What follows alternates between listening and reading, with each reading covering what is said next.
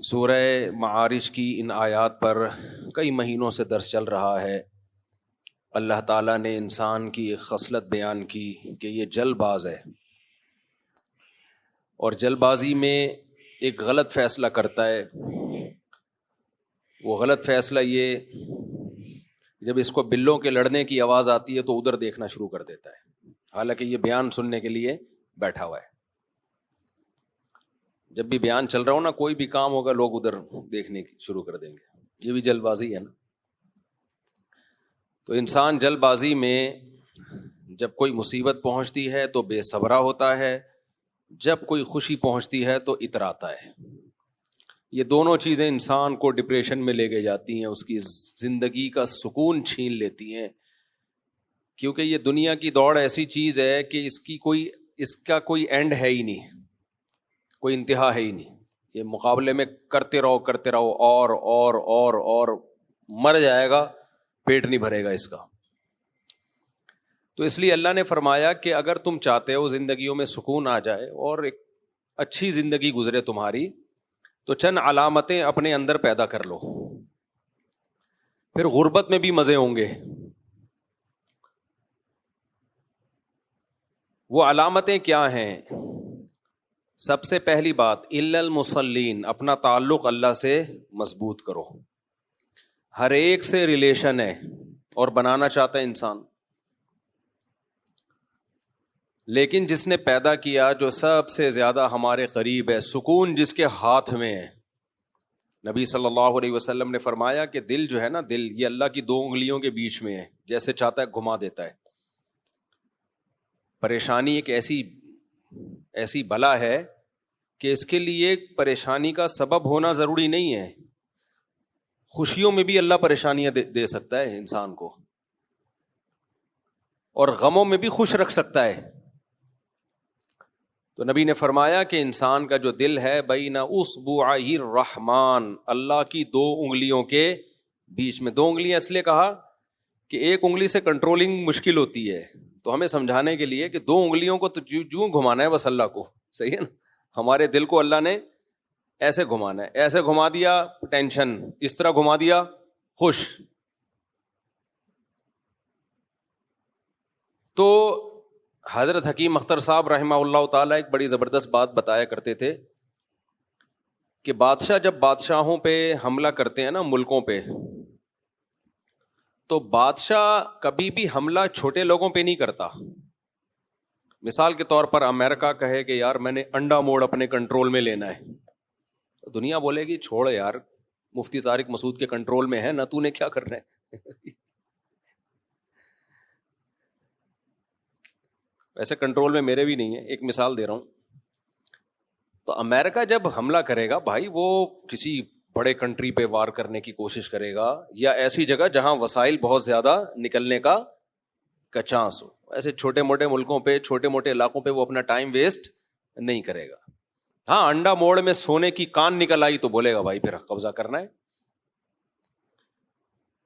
تو بادشاہ ہمیشہ بادشاہوں پہ حملہ کرتے ہیں، بڑے لوگوں پہ حملہ کرتے ہیں۔ اللہ بادشاہ ہے پوری کائنات کا۔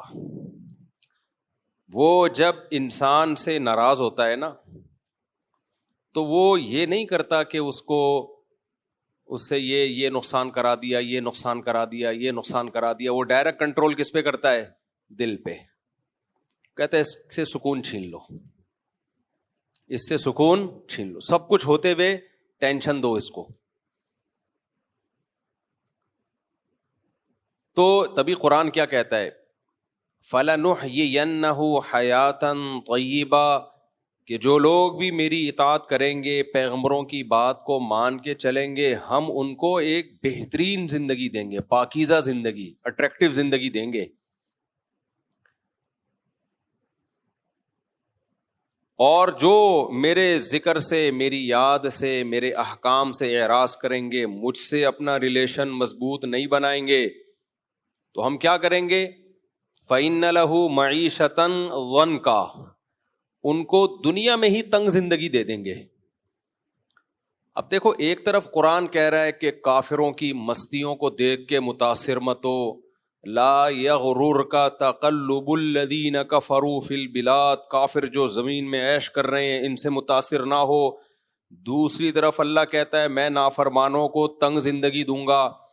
اے اللہ ادھر تو کہہ رہا ہے ان کی عیاشی والی زندگی ہے، ادھر تو کہہ رہا ہے تنگ زندگی ہے، تو یہ بات ہماری سمجھ میں نہیں آ رہی.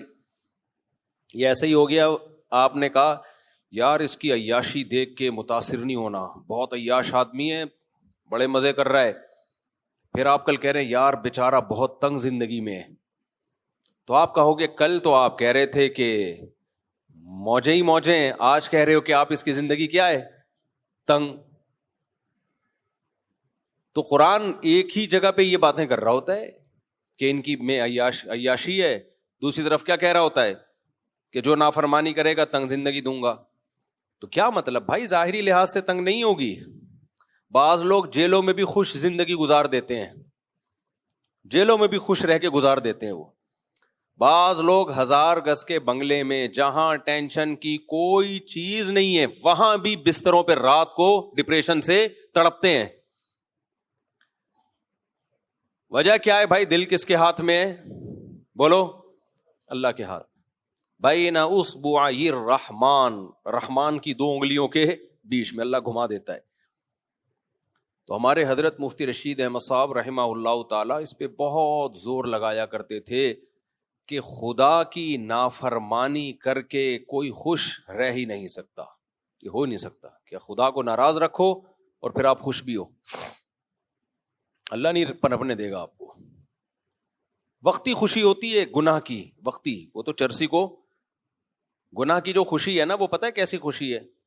جیسے ہیروئن جی کو ہیروئن ملے تو کتنا خوش ہوتا ہے کہ نہیں ہوتا؟ تو کیا مطلب؟ پھر تو ہمیں بھی پینی چاہیے. لیکن ہمیں پتا ہے جب تک ملی ہوئی ہے، جیسے ہی ہیروئن چھن گئی جتنی ڈپریشن میں یہ جائے گا نا، خودکشی کے خیالات آئیں گے. تو اتنی ڈپریشن میں پھر دنیا میں کوئی بھی نہیں ہوتا جتنے ہیروئن چیوں کی زندگی عذاب میں گزرتی ہے. اب ہیروئن چی نارمل آدمی کو دیکھ کے کہے کہ میں ہیروئن پی رہا ہوں، ایسے ان لائف کو انجوائے کر رہا ہوں، اور مفتی طارق مسعود وہ انجوائے کر ہی نہیں رہا، وہ تو بیٹھا ہوا ہے 4 شادیوں کی بات کر کے بس دل کو تسلیاں دے رہا ہے. یہ اصل انجوائے تو کون کر رہا ہے؟ ہیروئن چی کہے گا کون کر رہا ہے؟ میں کر رہا ہوں. تو ہم کہیں گے بے وقوف، یہ 4 منٹ 2 منٹ کی انجوائمنٹ ہے، ہم بغیر پیے لائف کو انجوائے کر رہے ہیں. ٹھیک ہے، اس لیول کی انجوائمنٹ نہیں ہے جو تو کر رہا ہے. تو نشے میں بوڑھا جا رہا ہے. تھوڑی دیر میں جب یہ نشہ اترے گا اور تجھے چاہت ہوگی اور نہیں ملے گی جب تجھے یہ، پھر دیکھ تیرا حال کیا ہوتا ہے. ہمیں تو ملے ٹھیک ہے، نہیں ملے تو بھی برابر پینی نہیں ہے. کیا خیال ہے بھائی؟ تو ہر گناہ میں ایک لذت ہے وقتی عارضی. بس یہ جو فحش فلمیں دیکھ کے لڑکے اپنی ٹھڑک پوری کرتے ہیں نا، ہمیں سکون مل جائے گا، نہ، یہ لت پڑ جائے گی. عذاب میں ڈال دیا تم نے اپنے آپ کو، اب اسی میں پڑے رہو، مر جاؤ گے. اللہ بچائے اس عذاب سے. پڑے رہو اسی میں پوری رات. لڑکے بتاتے ہیں پوری رات بیٹھے رہتے ہیں فحش فلموں. کتنا ٹائم برباد، پھر پوستیوں کی طرح پڑے ہوئے سوتے رہتے ہیں. کتنا وقت برباد. پھر یہ ٹھڑک ختم نہیں ہوتی، پھر دوبارہ.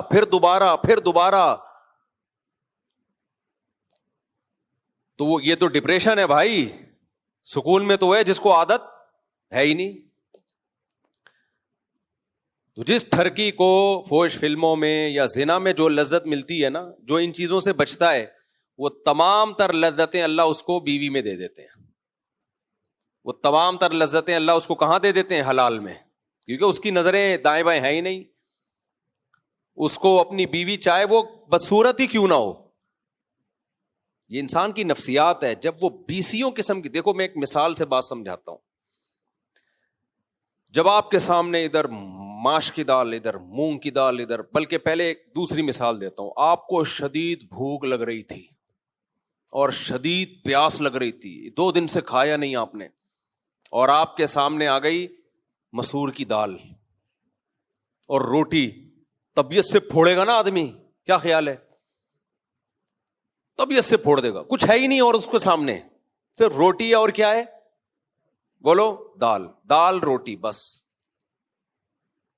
اس کو وہ لذت آئے گی نا اس دال روٹی میں، کیونکہ نہ اس کے پاس قورمے کا آپشن ہے، نہ بریانی کا، نہ نلی بریانی، نہ رواج والی بریانی، اور نہ حیدرآبادی بریانی، نہ کراچوی بریانی، اور نہ چپلی کباب، کہیں سے خوشبو بھی نہیں آ رہی. تو اس کے پاس سامنے ہے کیا؟ صرف اور صرف دال. پھوڑ دے گا وہ. ہم نے دیکھا ہے غریب لوگوں کو جب بھوک سے نڈھال ہوتے ہیں ایسا طبیعت سے کھاتے ہیں. ہمارے نا اوپر والے گھر میں ایک دفعہ بلی، کوئی مزدور نے کام کیا تو بلی بھی اوپر چلی گئی اسی کی سیڑھیوں سے. اب مزدور کو پتا نہیں چلا، وہ اتر گیا، سیڑھیاں لے گیا، بلی اوپر ہی رہ گئی. اب بلی کا بچہ تھا وہ، اس کو نیچے آنے کا، تھوڑا سا بڑا بچہ تھا، نیچے آنے کا راستہ ہی نہیں، ہمیں پتہ ہی نہیں. ہم محسوس کر رہے ہیں مسلسل میاؤں میاؤں میاؤں کی آوازیں آتی ہیں، پتہ نہیں کہاں سے آتی ہیں. میں نے کہا یار یہ چھت پہ دیکھنا چاہیے. سیڑھیاں منگوائی، چھت پہ چڑھ کے دیکھا بلی کا بچہ 2 دن سے بھوکا یا 3 دن سے بھوکا. ظاہر ہے وہ تو اوپر ہے نا، وہ تو نیچے آ نہیں سکتا، سیڑھیاں ہٹا لی گئی ہیں. خیر میں نے اس کو نیچے اتارا، میں نے کہا بھائی اس کو کھانے کو فوراً دیں. ہم نے جیسے ہی تھوڑا سا اس کو گوشت ڈالا، جو اس نے کھایا ہے نا، ایسا خوشی سے نہیں پاگل ہو رہا ہوتا، جیسے نئی نئی شادی ہوئی ہے ابھی اس کی. تو کسی اور کے خرچے پہ. تو اتنا خوش مجھے ایسا سکون ملا نا کہ یار دیکھو کتنا اس بیچارے کو خوشی محسوس ہو رہی ہے. پھر ہم نے اس کو پانی بھی پلایا، اور ایسا کھا رہا اور ایسے طبیعت سے. عام بلی کو ڈال دیں اتنا شوق سے نہیں کھائے گی. تو انسان کی بھی یہی نیچر ہے، جب اس کے پاس 8-10 آپشن نہیں ہوتے، آپشن ہی ایک ہی ہے، اور اس کو اس کی خوشبو بھی نہ آ رہی ہو، تو وہ دال کو قورمے سے زیادہ مزہ آتا ہے. اس میں دال کھانے میں اس کو مزہ قورمے سے زیادہ آئے گا. شدید پیاس لگ رہی ہو، آپ کے پاس نہ شربت کا آپشن، نہ ناریل کے پانی کا آپشن، 20 قسم کے مشروبات ہو ہی نہیں، صرف پانی ہو، ایسا لطف اللہ پانی میں رکھتے ہیں کہ اس سے بہتر کوئی نعمت لگتی نہیں ہے. نیند دیکھ لو، آپ کے پاس ایئر کنڈیشن روم میں سونے کا آپشن بھی نہیں ہے، آپ کے پاس گدے پہ سونے کا آپشن بھی نہیں ہے، آپ کے پاس کوئی بستر بھی نہیں ہے، ایک منجی ہے بس، وہ بھی ٹیڑھی میڑھی، یا بلکہ ایک چھوٹا سا صوفہ ہے، پورے آپ ہی نہیں رہے.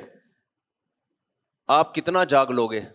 یار میرے پاس سونے کی سوٹیبل جگہ نہیں ہے، اب میں کیا کروں؟ وہ دیکھو کیسے مزے سے ایئر کنڈیشن روم میں سو رہا ہے. لیکن نہیں، ایک ٹائم آپ آئے گا، آپ کو اتنی زبردست نیند مسلط ہوگی آپ کے اوپر کہ آپ کو بس بیٹھنے کی کہیں جگہ مل جائے، آپ کہو گے یار یہیں سر رکھ کے سو جاؤں گا. سسرال کے کندھوں پہ سر رکھ کے سو جاؤ گے، حالانکہ ممکن ہی نہیں ہے. سالے کے کندھے پہ سر رکھ کے سو جاؤ گے. آپ کبھی نہیں دیکھا ہوگا کہ کوئی سالے کے کندھے پہ سر رکھ کے سو جاؤ. اور ایسی مزے کی سفر میں ہوتا ہے نا ہمارے ساتھ، جاگ کے جب تھک جاتے ہیں تو پھر بستر نہیں دیکھتا انسان، پھر تو کہتا ہے کہیں بھی گرے، بس ایسی مزے کی نیند آتی ہے، ایسی مزے کی. وجہ کیا ہے بھائی؟ کوئی اور آپشن ہی نہیں ہے. تو نیند تو آپ کی فطری ضرورت ہے، فطرت آپ کے اوپر نیند کو مسلط کر دیتی ہے. اور عام چارپائی پہ نیند کی وہ لذت فطرت آپ کو دیتی ہے جو کسی لینڈ لارڈ کو ایئر کنڈیشن روم میں اور نرم ملائم گدوں میں میسر نہیں ہے. ہم نے بچپن میں ایک ملفوظ پڑھا تھا کہ ایک شخص نے کہا کہ جب میں نے دیکھا کہ ایئر کنڈیشن کمروں میں سونے والوں کی نیند اور فٹ پاتھوں پہ سونے والوں کی نیند، سونے سے پہلے تو فرق ہوتا ہے، سونے کے بعد کوئی فرق نہیں رہتا، تو کہتے ہیں مجھے یقین ہو گیا کہ اللہ واقعی انصاف کرتا ہے. یعنی اللہ نے ایسا نہیں ہے کہ غریب کو کوئی آپشن ہی ہے، اللہ اس کو اس میں وہ لذت دے دیتے ہیں بھائی.